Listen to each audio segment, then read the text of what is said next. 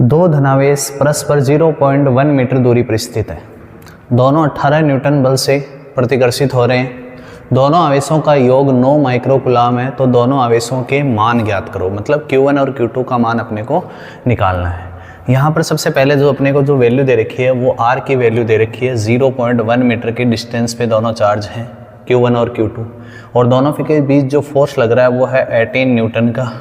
और दोनों आवेशों का जो सम है, मतलब Q1 प्लस Q2 की वैल्यू आपको दे रखी है 9 माइक्रोकुलाम, और आपको पूछा है Q1 की वैल्यू कितनी है और Q2 की वैल्यू कितनी आएगी। तो इस क्वेश्चन को सॉल्व करने के लिए अपने को जो फोर्स का जो फॉर्मूला है कुलाम फोर्स, वो कितना होता है K Q1 Q2 upon R square. तो F इक्वल टू F की वैल्यू, F की जगह F की वैल्यू रख दो अपनी। F की वैल्यू है 18 न्यूटन, K की वैल्यू होती है 9 इंटू 10 टू की पावर 9, Q1 Q2 अपने को पता नहीं है, अपॉन R स्क्वायर।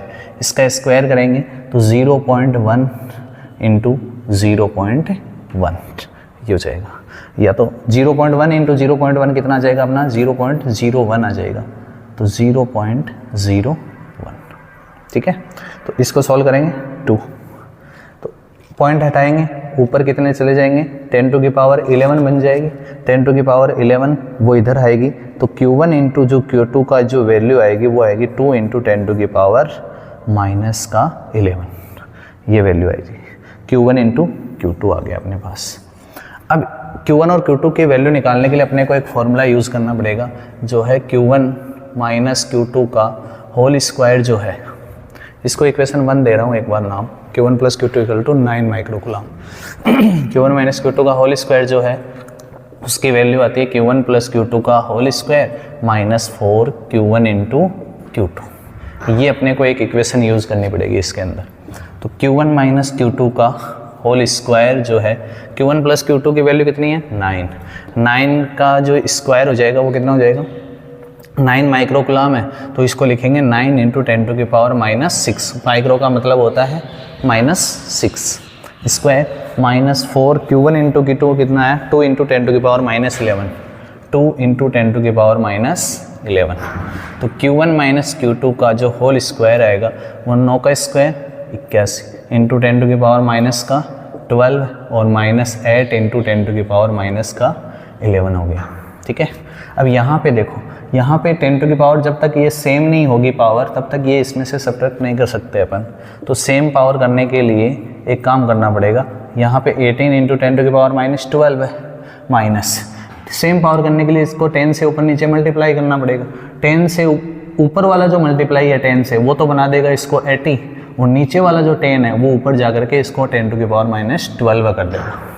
अब 81 में से 80 जाएगा, कितना बचेगा 81 में से 80 जाएंगे तो कितने बचेंगे 1 इंटू 10 टू की पावर -12।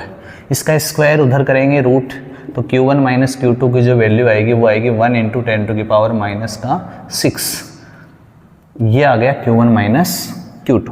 अब अपने पास Q1 प्लस Q2 है और Q1 माइनस Q2 है, तो फ्रॉम इक्वेशन 1 एंड 2, इक्वेशन 2, इन दोनों को सॉल्व कर लेंगे। दोनों इक्वेशन को सॉल्व करेंगे तो अपने पास Q1 प्लस Q2 तो कितना है, Q1 प्लस Q2 है 9 माइक्रोकुलाम, मतलब 9 इंटू 10 टू की पावर -6। Q1 माइनस Q2 कितना है, ये है 1 इंटू 10 टू की पावर -6। दोनों वैल्यू को मैंने वहाँ रख दी। अब इन दोनों को अपन सॉल्व कर सकते हैं, दोनों को ऐड कर दो, ऐड करेंगे तो ये कैंसिल हो जाएगा और ये बन जाएगा 2Q1, 9 इंटू 1 10 इंटू 10 टू की पावर -6। तो Q1 जो आएगा वो 2 से डिवाइड हो जाएगा, तो 5 इंटू 10 टू की पावर -6 कुलाम। अगर Q1 5 इंटू 10 टू की पावर -6 आ गया तो यहाँ पे Q2 रख सकते हैं। Q2 की वैल्यू कितनी आएगी इस इक्वेशन से, Q1 5 इंटू 10 टू की पावर -6 है, तो ये उसमें से जाके सब्ट्रैक्ट हो जाएगा, तो 9 में से 5 जाएंगे 4, तो Q2 जो आएगा वो आएगा 4 इंटू 10 टू की पावर -6 कुलाम। अब यहाँ पर आप देख भी सकते हो, अपने आंसर की चेक भी कर सकते हो, क्योंकि Q1 और Q2 दोनों का जो सम है वो 9 होना चाहिए, तो 9 माइक्रोकुलाम, तो 5 और 9 माइक्रो 10 टू की पावर -6 है। तो Q1 और Q2 की जो वैल्यू आएगी वो ये आएगी।